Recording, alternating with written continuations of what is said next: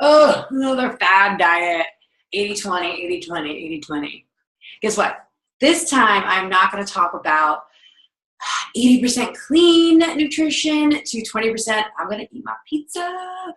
So my name is Kimkgorski, and I love all things health and fitness, but mostly this. I like this. I like this a lot because this is where the real results happen. This is where the real connection happens. And at the end of the day, this is where all the fun happens. No one had a lot of fun over carrots. We all know that. It just makes us feel better. So today I wanted to talk about 80-20 rule. 80% mindset, we're going to really go on 20%, where it's going, where it's actually funneling in and out. So what I mean by that is that we always talk about why we're not getting results. And, the normal excuses, if you're thinking about health and fitness, it's I don't have time or I don't know how to do it. That's a valid excuse, but if you don't know how, there's Mr. Googs or there's a person you can reach out to. But the most important thing is, why are we putting those excuses out there? And really, are we doing anything about it?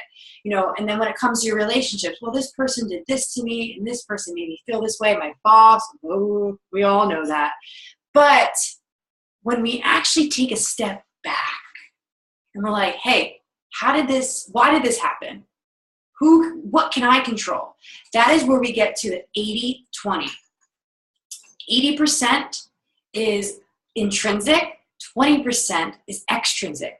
So if you're anything like me and you had to Google what intrinsic means and kidding, kind of not, but I've known it for a bit. Intrinsic is everything that you're working on internally. Extrinsic is all the outside elements. And so that could be people, that could be environment, that could be the weather, anything.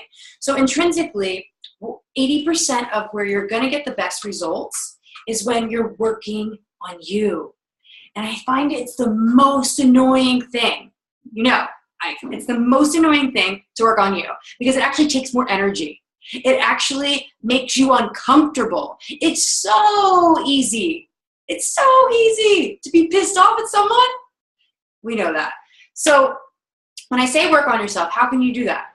That's with personal development books. That's with podcasts. That's with therapy people.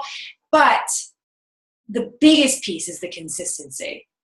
We could all talk a big game and say we want to get results in our health and fitness, our relationships, our career, our lives. But are we actually putting in the time? And so my challenge for you is really just to take 3 days this week. 3 days, that's it. And pick up a book, pick up a podcast, reach out to a friend that motivates you. What do they recommend? If you've never done any of this before, I go pick up Darren Hardy, The Compound Effect. That book changed my life. Small, insignificant steps over a long period of time compound into a big effect, a bigger moment. This right here, people, I was not doing this 2.5 years ago because I was afraid of this. But when I started really digging into little steps, selfie here, selfie there. I wish that I was kidding. I'm not. And then the extrinsic, the 20%. Yes, it is a factor. Do not get me wrong. You ever hear of you are a reflection of the 5 closest people to you. And that's a big test. So ask yourself, who are you around the most? Are they uplifting you? Are they making you feel motivated? They make you feel excited? Or are they kind of making you feel like crap and not really motivating you and this and that? But the big thing is you got to recognize that. And that's where it comes intrinsically, the awareness.